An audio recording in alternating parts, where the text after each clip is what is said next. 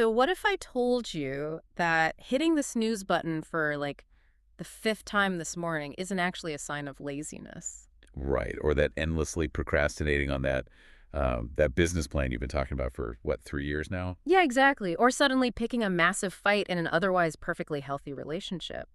What if none of that means you lack discipline or that you're just fundamentally broken? It's a huge perspective shift. Because what if those behaviors are actually the result of this highly advanced, deeply ingrained biological mechanism that is literally designed to keep you alive? I mean, that completely flips the script, doesn't it? It really does. We spend so much of our lives, treating those behaviors as moral failings. We think we just aren't trying hard enough. Yeah, we beat ourselves up over it constantly. Exactly.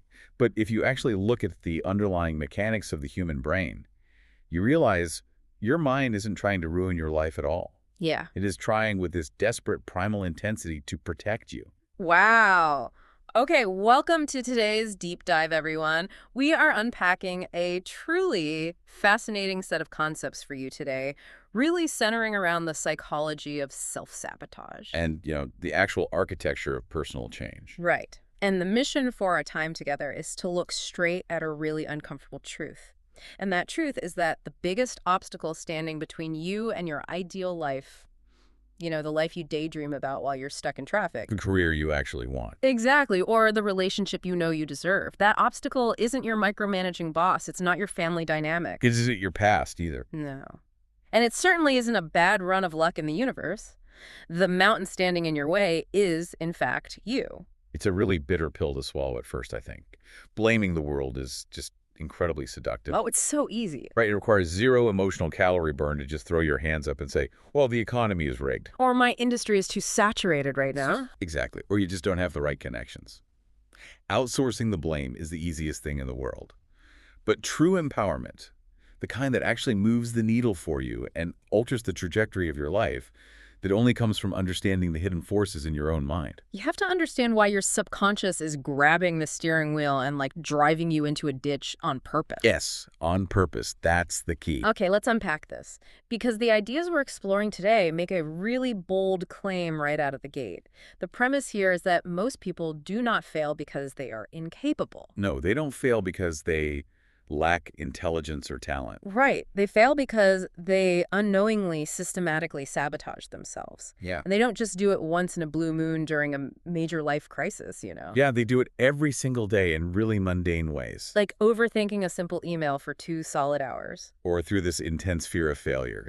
And this is the one that really caught my attention through a deep, completely unacknowledged fear of success. Fear of success. That sounds so counterintuitive. Like, why would anyone fear success? Right. To understand why we fear success, we really have to dismantle one of the most fundamental misunderstandings in modern self-improvement. Society labels self-sabotage as a lack of willpower. Like, you just don't want it bad enough. Exactly. But biologically, self-sabotage is a mechanism of protection. Your brain is undeniably this magnificent machine, but its primary operating system was not coded to make you happy. It doesn't care if you're fulfilled. Not at all. It was not coded to make you wildly successful. It was coded for one single metric, and that is survival. It prioritizes keeping you breathing above literally everything else. Okay, that makes sense from an evolutionary standpoint. Right. And in the brain's extremely literal ancient filing system, the word safe simply means known. Whatever is familiar is categorized as safe. Because you survived it yesterday. Exactly. You survived yesterday, so the baseline is safe. Therefore, whenever something feels unfamiliar, your mind immediately categorizes it as a potential lethal threat. Even if that unfamiliar thing is objectively fantastic. Like, let's say I get a massive promotion, or I start a new health regimen and I'm, actually losing weight and feeling great. My brain perceives that as danger. I mean, it sounds absurd until you look at it through the lens of evolution. Yeah. But yes, Yeah. You get a massive promotion. Consciously, the logical part of your prefrontal cortex is throwing a party. Oh, yeah, you're thrilled. You have more money, maybe more prestige. Right, but subconsciously, your brain is looking at this new, uncharted territory. Yeah. The new responsibilities, the new social dynamics, higher expectations, and it is violently sounding the alarm. Wow. It sees this positive development as a danger simply because it fundamentally threatens your old identity. Yeah. It threatens the environment you already know exactly how to navigate. Yeah. This new environment is a total wild card. It's like having an incredibly expensive but totally outdated home security system. I like that. Like you've got this hypersensitive alarm wired into your house, and it triggers a blaring, deafening siren, even when your absolute best friend walks through the front door. Just because the facial recognition software hasn't been updated to recognize them yet. Yes, the security system isn't broken, it isn't glitching at all, it's doing exactly what it was programmed to do. It's just operating on an old, limited database. Right. So the alarm is screaming, you panic, your nervous system spikes, and you end up literally kicking your best friend out of the house just to get the alarm to stop so you can get some peace and quiet. That is a perfect analogy. And here's where it gets really interesting. We do this to our own lives. We do it to our own careers, our own relationships. We actively kick the good things out just to quiet the internal alarm. We do. And if we dig into the evolutionary biology of that alarm system, Yeah. you really start to see why it's so incredibly difficult to override. What's fascinating here is how the exact traits that kept our ancestors alive are now essentially trapping modern humans. Right? Think about it. 100,000 years ago, if you lived in a valley and you knew where the water was and you knew which berries wouldn't kill you, you survived. You had a system. You had a system. If you suddenly decided to wander out of that familiar valley into an unfamiliar, completely unexplored forest just to see what was out there, You were probably going to have a really bad time. yeah, you were highly likely to get eaten by a predator or starve or freeze to death. So the adventurous ones, they just didn't pass on their genes. Exactly. The humans who survived and reproduced were the ones whose brains successfully and ruthlessly equated the word unfamiliar with the word death. Wow. They stayed in the familiar cave. They did. And we inherited those exact same brains. The hardware hasn't changed at all.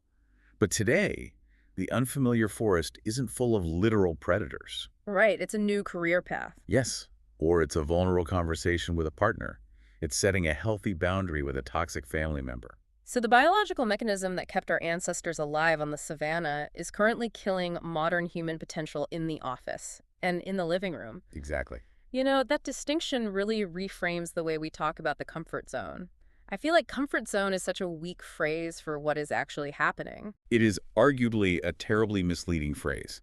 We use comfort zone to imply this place of cozy relaxation. Yeah, like you're wrapped in a warm blanket on the couch watching Netflix. Right. But the reality is that the comfort zone is very rarely comfortable.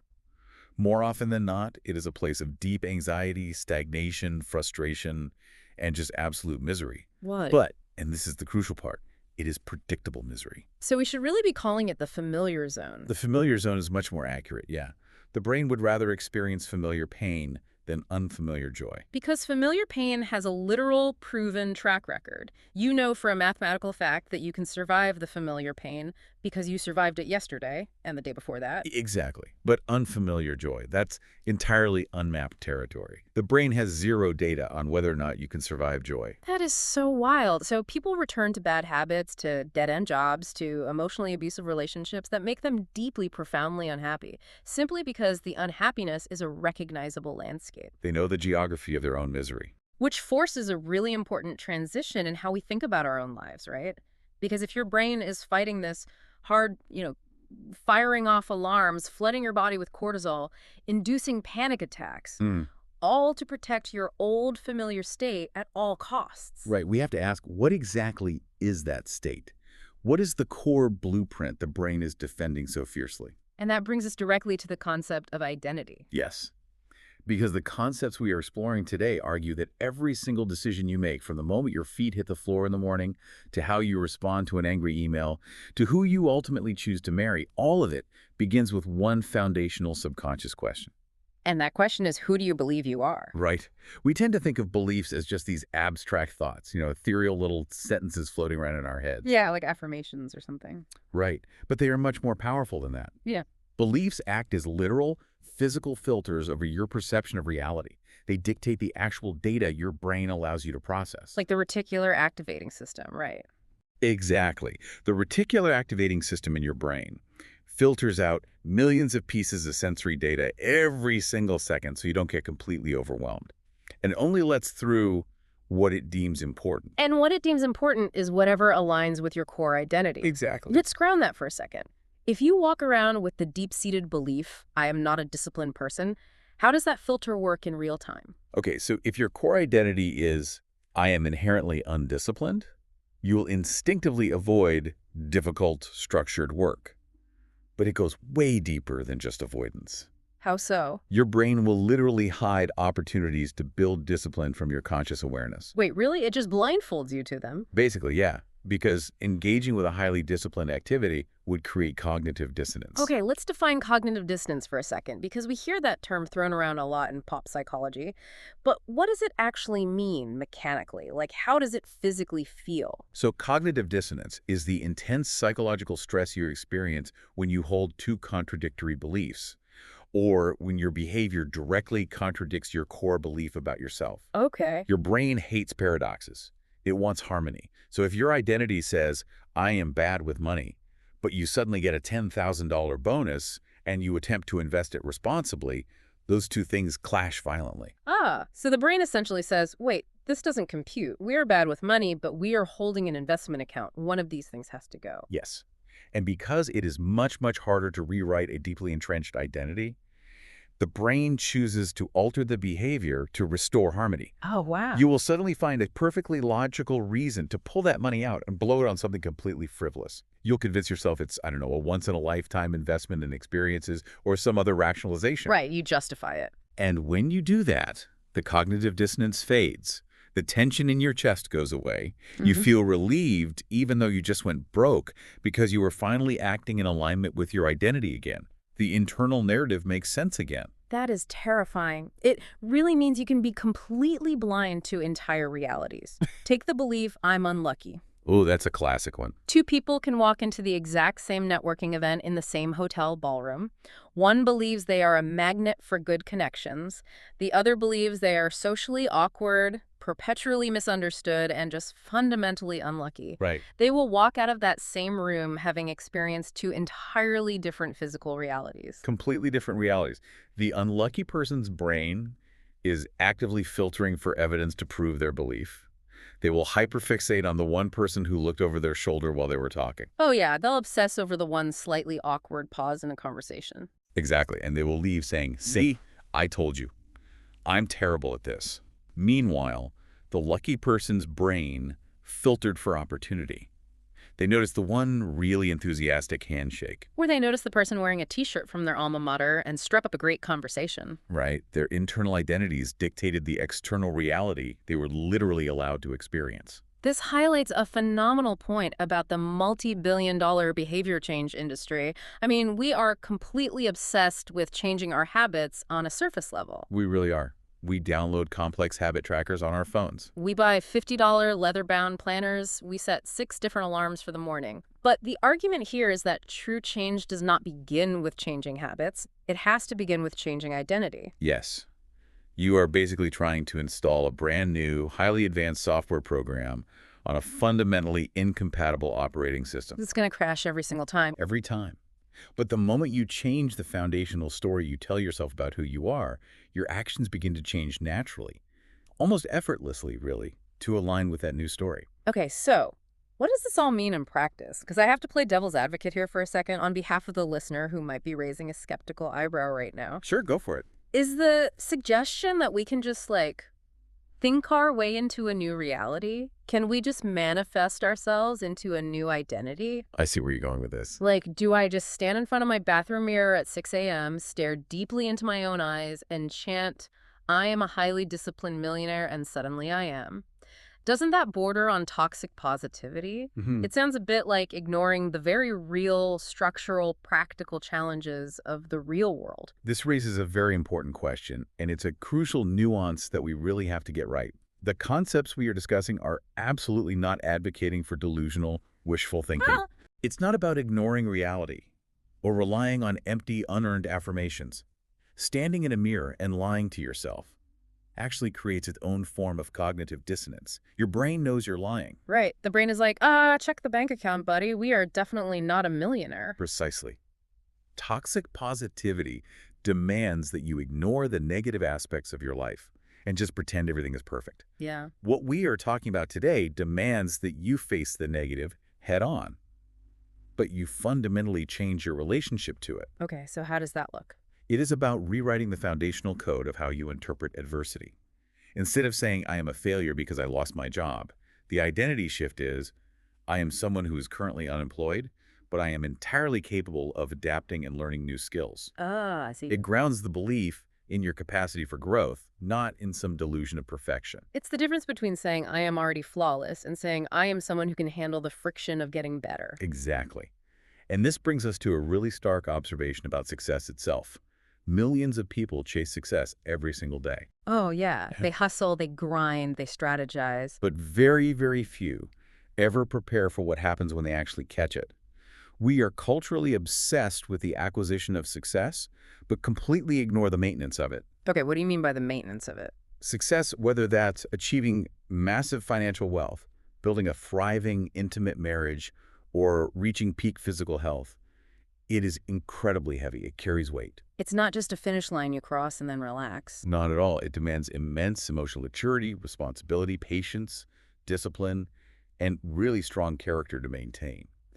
If you acquire the external trappings of success before you have built the internal infrastructure to support it, it will literally destroy you.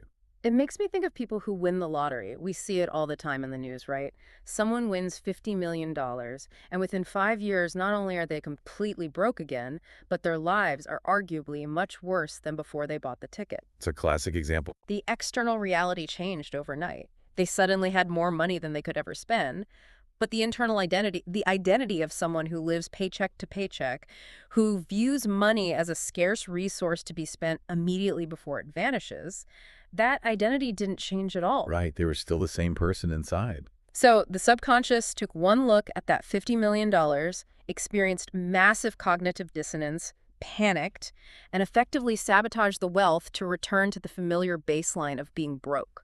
Because the internal infrastructure just couldn't support the weight of the external reality, so it collapsed.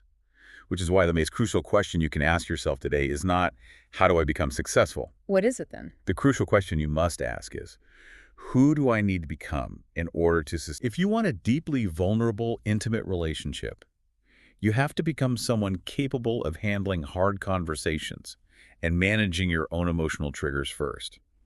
Otherwise, when you finally meet the perfect partner, your lack of infrastructure will cause you to burn the relationship to the ground. Man, rebuilding your identity from the ground up, placing those steel beams, it sounds incredibly logical when we talk about it into microphones, but actually executing it on a random Tuesday, it is terrifying. Oh, it's horrifying. And the reason it's terrifying is because to change your identity, you have to step entirely out of the familiar zone and into the complete unknown. Yes, and as we established earlier, human biology absolutely despises the unknown. We can really think of this resistance as an uncertainty tax. An uncertainty tax, I like that. It's a toll you literally have to pay to cross the bridge into a new life. The fascinating paradox of human behavior is that people constantly claim they want change.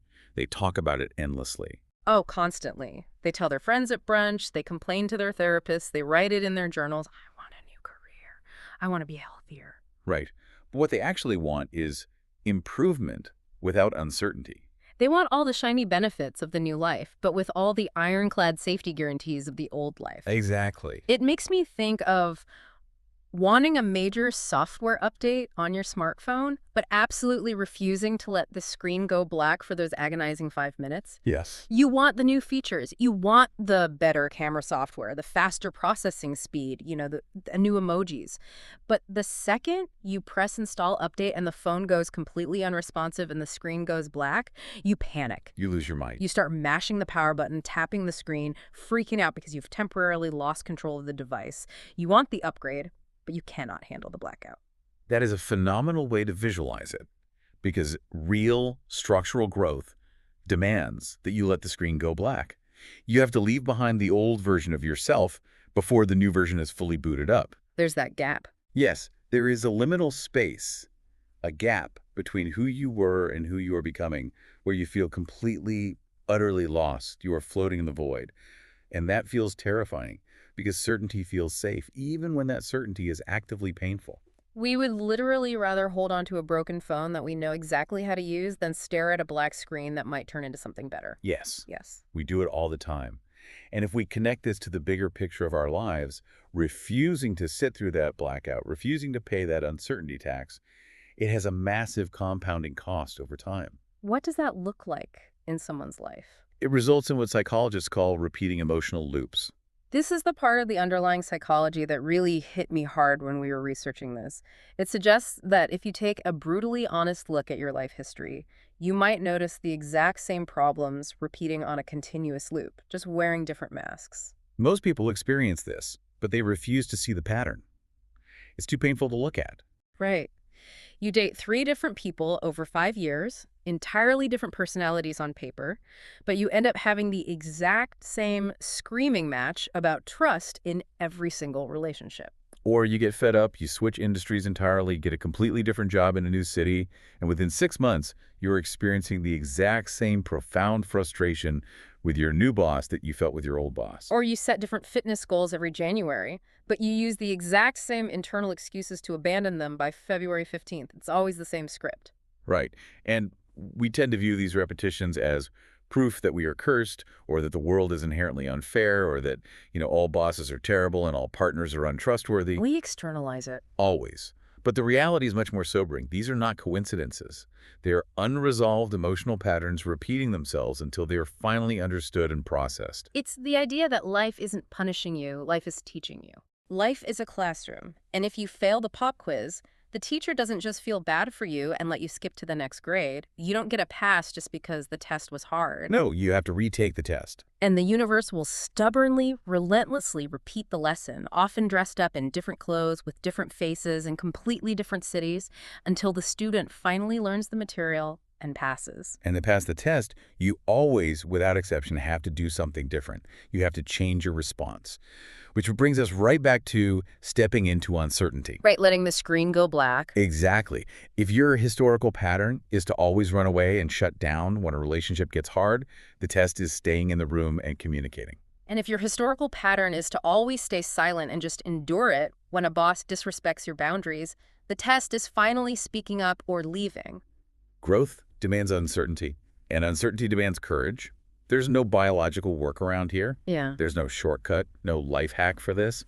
You have to face the black screen.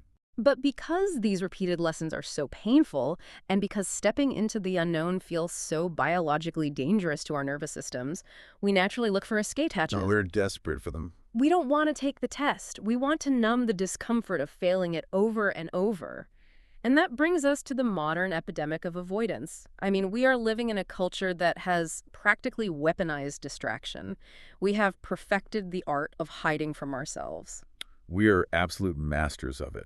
The moment we feel a twinge of cognitive dissonance or the anxiety of a repeating loop, we immediately reach for an anesthetic. And the common culprits are pretty obvious, right? We pull out our phones, we binge watch entertainment, we scroll social media, we online shop. But we need to make a very crucial distinction here about why we do this. We are not engaging in these behaviors because they bring us joy. No, definitely not. If you actually stop and track your physiological mood after 2 hours of doom scrolling, you are rarely happier. You usually feel lethargic, slightly nauseous, and way more anxious than when you started. Exactly. We engage in them to actively avoid uncomfortable emotions. They are a localized anesthetic designed to numb the quiet, creeping realization that we are not living the life we are capable of. It's so much easier to watch someone else live a fake life on a screen than to sit in silence and face the reality of your own. It really is. Let me zero in on a specific detail regarding distraction, because this one caught me completely off guard when I was diving into this topic. We all know scrolling TikTok on the couch is a form of hiding, but there's a much more insidious form of avoidance, and that is work. Ah, yes. How does being highly productive, putting in 60 or 70 hours a week at your job, getting promotions, how does that become a form of emotional avoidance? It is arguably the most dangerous form of avoidance because society actively applauds it. You get awards for it. We can call it productive procrastination or basically socially rewarded hiding. Socially rewarded hiding, that's a great term. Imagine a CEO or a highly driven entrepreneur. They're working 80 hours a week. To the outside world, they are a titan of industry. They have it all together. But if you look closer, you might find that they are terrified of their empty house. They are terrified of a failing marriage they have no idea how to fix. They are running from deep-seated childhood trauma that tells them they are only valuable if they're constantly producing. So the office essentially becomes a bunker. It is the perfect bunker. Work provides a rigidly structured external metric of success. It gives you clear tasks, definitive deadlines, and consistent praise. You can build a massive, lucrative empire simply by running as fast as you can away from a quiet, empty room where you would be forced to sit alone with your actual feelings. That is heavy. You can be on the cover of Forbes magazine and still be actively hiding from your own life. And the real tragedy is, the emotions you are running from, they don't disappear just because you're busy. They wait. They always wait. This ties into a fundamental rule of psychology. What you resist often persists. What you understand begins to lose power over you. You cannot outwork your unresolved emotions. You cannot out-earn a repeating psychological loop. No, you can't. Healing only begins when you stop running, turn around, and actually sit with your emotions without judgment. Okay, let's break down the mechanics of that. Because sit with your emotions without judgment sounds great on a bumper sticker. It does. But how do you actually do it? If someone is sitting in their living room right now, the TV is off, their phone is in another room, and suddenly a massive wave of anxiety or regret hits them, what are the actual mechanical steps to process that without running away? Okay, first, you have to drop the narrative. When we feel anxiety, our brain instantly starts telling a story to explain it. I'm anxious because my boss hates me, and I'm going to get fired, and I won't be able to pay the mortgage. We build a whole cinematic universe around the feeling. Exactly. You have to detach from the story and focus purely on the somatic, physical experience in your body. Where is the anxiety? Is it a tightness in your chest? Is it a fluttering in your stomach? Is your throat constricting? So you locate the physical sensation. Yes. And then you observe it without labeling it as bad or dangerous. That is the without judgment part. Which is hard because it feels bad. Right. Usually, the second we feel a tight chest, we panic and think, this is awful, I need to make this stop immediately. We pile judgment and fear on top of the emotion, which only amplifies the amygdala's response. It creates a complete feedback loop of panic. So how do we break the loop? Sitting with it means breathing slowly and saying, okay, there is a tightness in my chest right now. It is uncomfortable, but it is not dangerous. It is just a sensation. I am going to let it be here. You just let the wave crash over you instead of trying to build a wall to stop the ocean? Exactly. And physiologically, an emotion only lasts about 90 seconds if you don't feed it with a story or fight it with resistance. Wait, really? Just 90 seconds? Just 90 seconds for the chemical flush to pass through your system. When you do this, you begin to understand your emotions rather than fearing them. They lose their power over you. You realize you can actually survive the discomfort. This deeply connects to the idea of letting go of the past, too. When you sit with regret or shame about past mistakes, letting go doesn't mean pretending it didn't happen. It's not amnesia. No, not at all. True forgiveness, especially of yourself, is simply choosing not to carry unnecessary weight anymore. The mistake happened. It taught you a brutal lesson. But it does not have to serve as the permanent architectural blueprint for your future identity. Beautifully said. The lighter you become emotionally by letting those 90-second waves wash through you, the more energy you have to actually start climbing the mountain. Which brings us to the operational phase of change.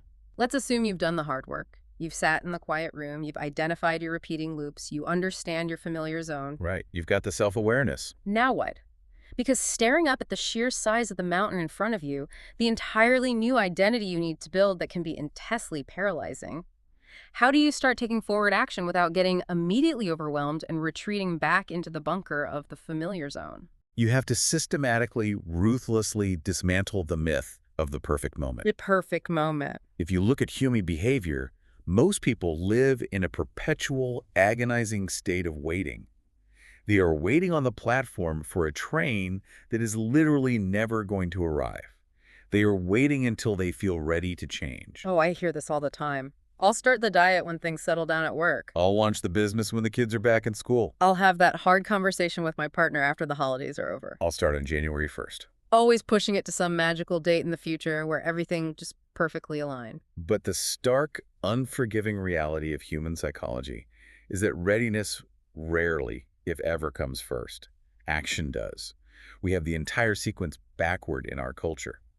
We think we need to feel a surge of confidence and motivation in order to take action. We treat motivation like a weather event.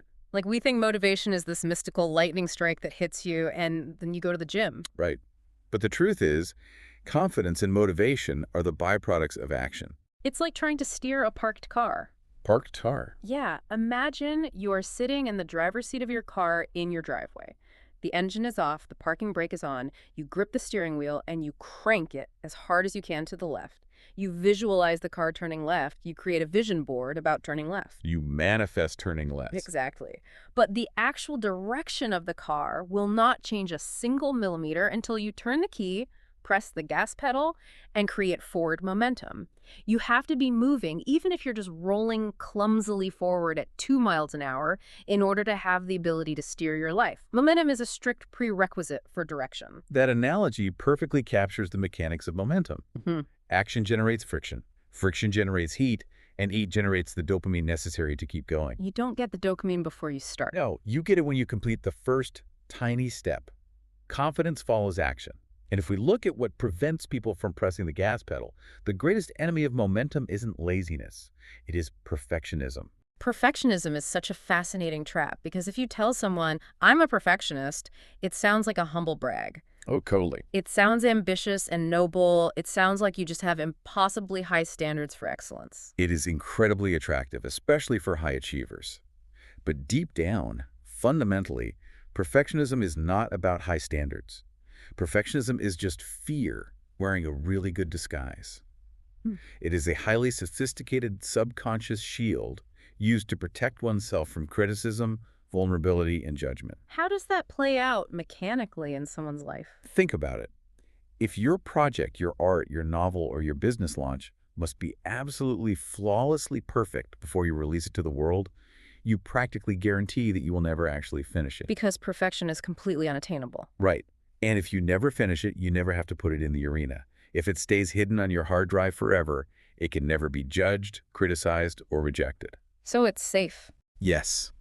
You can forever live in the safe, warm fantasy of your unreleased potential. You can tell yourself, it would have been a masterpiece if I had just had a little more time. The world just wasn't ready for it yet.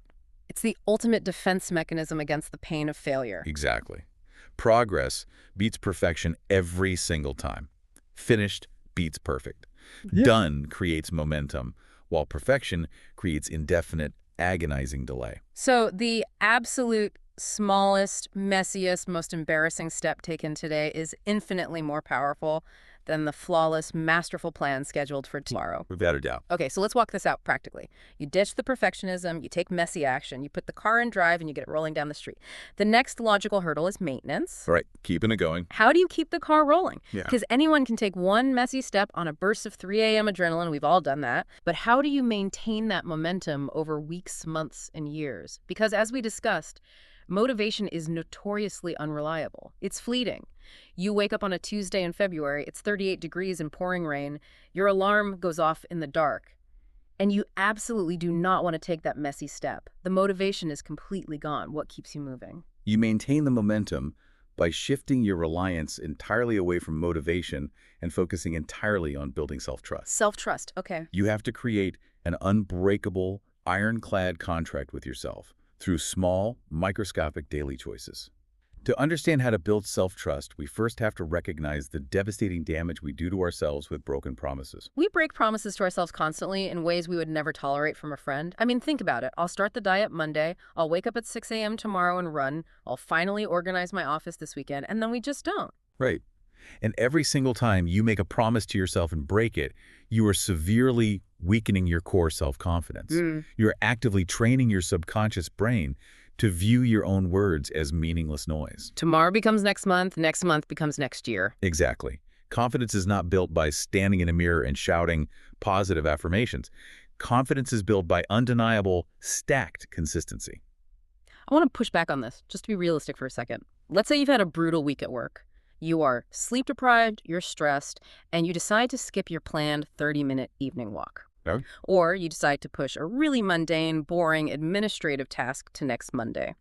Can skipping 1 half-hour walk really destroy your core self-confidence that deeply? It sounds a bit extreme, almost puritanical, to say that hitting snooze on a rainy Tuesday is destroying your foundational identity. It's a fair point. But what's fascinating here is that the stakes are not about the physical walk itself. The calories burned on a single 30-minute walk are completely negligible in the grand scheme of your biological health. Yeah. That administrative task pushed to Monday will probably not affect your career trajectory at all. Right. But it is entirely about the internal ledger. Yeah. Imagine your subconscious mind as a ruthless, highly observant auditor sitting in a windowless room in your brain. This auditor is keeping a constant, running tally of whether you are a reliable narrator of your own life. Wow. So the auditor doesn't care about the calories, it cares about the data point of your integrity. Precisely. It is constantly watching. When you say, I'm going to walk at 6 p.m. and 6 p.m. comes and you sit on the couch instead, the auditor marks a red X in the ledger. They are not to be trusted. Their word means nothing. If this happens enough times over years, your internal credit score basically drops to 0. You lose the fundamental ability to count on yourself. So flash forward when you face a real crisis or a massive, terrifying opportunity like starting a business, and you try to hype yourself up and say, I can handle this, I am capable. What happens? Your subconscious auditor looks at the ledger, sees years of red X's, and says, no, you can't. You couldn't even get out of bed when the alarm went off. You couldn't even drink a glass of water when you said you would. You are completely incapable of handling this. Man, that is how self-trust erodes, quietly and invisibly, until the whole foundation just collapses. It is. So the reverse must also be true. If you have a terrible credit score with your own subconscious auditor, rebuilding self-trust isn't about grand, sweeping, cinematic gestures. You don't fix it by suddenly declaring you're going to run a marathon next week. No, that will probably just lead to another red X. You fix it through small, quiet, daily choices that prove the auditor wrong. You start ridiculously small. So small it feels almost insulting to your ego. Keeping one tiny promise. Reading 2 pages of a book before bed, not 10, not a chapter. 2 pages. Drinking 1 glass of water first thing in the morning before looking at your phone? Yes. Making the bed. Going to sleep 5 minutes earlier. Mhm. Speaking kindly to yourself when you drop a glass in the kitchen instead of calling yourself an idiot. You keep one small promise, then another, and another. You slowly, meticulously rebuild the infrastructure of self-trust, one brick at a time. You start putting green check marks in the ledger. You prove to the auditor that your word is law. If I say I'm going to do it, it happens. And over time, those tiny choices snowball into enormous futures. Yes, absolutely do. And as you're in this rebuilding phase, there's a massive trap you have to avoid, and that is the trap of comparison. Comparison. It is widely noted that comparison is the thief of joy. It's a cliche, but it is a cliche because it is devastatingly true. When you are painstakingly building your own self-trust, brick by boring brick, looking at someone else who seems miles ahead of you is a guaranteed recipe for self-sabotage. Because you are comparing your messy, quiet, unglamorous internal rebuilding phase to their curated, polished, external highlight reel finish line. You're basically comparing your chapter 1 to their chapter 20. Which triggers cognitive dissonance, which leads you right back to avoidance. You have to remember that everyone is on their own completely unique timeline. Your journey isn't late, and it isn't early. It is entirely yours. You must keep your eyes on your own paper and focus relentlessly only on the next step in front of you. To help maintain this hyper-focus, there is a visualization technique we found in the research that is incredibly powerful. It asks you to imagine, in vivid detail, meeting yourself 10 years from now. It's a profound shift in perspective. Imagine walking into a coffee shop and sitting across the table from the 10-year-older version of yourself. Just really picturing them. Look at them. Are they tired? Are they vibrant? Are they happy? And you have to ask yourself, would that future version of you lean across the table and thank you for the decisions you are making today? Or would they look at you with deep, sorrowful regret? It instantly changes the weight of the present moment. It turns every mundane choice into a vote. Yes, a vote. Hitting the snooze button isn't just about an extra 10 minutes of sleep today. It's a vote for the kind of sluggish, procrastinating person you are becoming over the next decade. Scrolling on your phone for 3 hours instead of having a difficult but necessary conversation with your partner isn't just avoiding an awkward hour tonight. It's a vote for a distant, disconnected, resentful marriage 10 years from now. Every single action is a vote for the architecture of your future identity. Yeah. And when you string enough of these positive votes together, when you keep enough promises to the internal auditor, your perspective on your entire life journey begins to shift dramatically. Which really brings us to the ultimate paradigm shift of the concepts we've explored today. The great realization. Yeah. We started this deep dive by looking at the mountains standing in front of you. The obstacle, the fears, the failures, the complex machinery of self-sabotage. We spent all this time trying to figure out how to put on our armor, wage war, and blast through the rock. But the ultimate realization changes the entire geometry of the problem. The realization is this: the mountain was never against you. The obstacle wasn't blocking your path. It was your path. The fears that triggered your alarms weren't walls designed to keep you out of the life you want. They were highly specific invitations designed to show you exactly where you needed to grow. The failures you endured weren't permanent, shameful endings. They were strictly preparation. They were the intense heat and pressure required to forge those steel beams of character we talked about earlier. Exactly. We spend so much of our lives feeling victimized by our hardships. We constantly ask, why is this happening to me? But if you adopt the framework we've discussed, you start to see that every setback, every painful repeating loop, every difficult season was actively shaping a stronger, more capable version of you. The mountain wasn't put there to stop you. It was put there to transform you. The life you want, the one you daydream about, is simply waiting for the version of you who stops running from growth. The version of you who stops treating the unfamiliar as a lethal threat and starts treating it as an exploration. It requires a fundamental, complete surrender of the victim mentality. You have to look at the massive, daunting mountain in front of you, all your bad habits, your anxieties, your broken trust with yourself, and realize that climbing it, step by painful step, is the exact mechanism by which you become the person you want to be. The climb itself is the cure for the self-sabotage. The exertion of the climb burns away the old identity. Exactly. I want to leave you with a final thought to mull over. Something to take with you when this deep dive ends that builds on everything we've unpacked today. We spend so much time and mental energy trying to wage a violent war against ourselves. We really do. We try to kill off or suppress the self-sabotaging version of ourselves. We hate that part of us. We call it lazy. We call it broken. But think about the sheer mental energy, the relentless, brilliant, almost genius-level creativity you currently use to invent excuses, to overthink 100 different worst-case scenarios, and to fiercely protect your familiar zone. Your brain is working overtime, burning thousands of calories just to keep you safe in your misery. That's so true. What if you don't need to destroy that self-sabotaging version of you? What if that fiercely protective, highly creative part of your brain isn't an enemy to be slain, but an incredibly powerful ally that has just been operating with the wrong set of instructions? What a reframing. What if you could take that exact same boundless energy, that same obsessive creative power, and simply give it a new, much bigger assignment? What if you assign that part of your mind to figure out how to build the mountain rather than how to hide from it? That is a staggering thought to end on. The energy doesn't need to be magically created from scratch. It just needs to be redirected from fear into forward motion. The engine is already running. You just have to put the car in drive. Hey. And that leads to the final challenge for you, listening right now. Don't wait for the perfect time to change. The screen has to go black. The car has to move. Choose one habit today, just one. Choose one difficult conversation you've been avoiding for months. Make one ridiculously small promise to yourself right now and keep it. Put one green check mark in the auditor's ledger, because mountains are not climbed in one giant cinematic leap.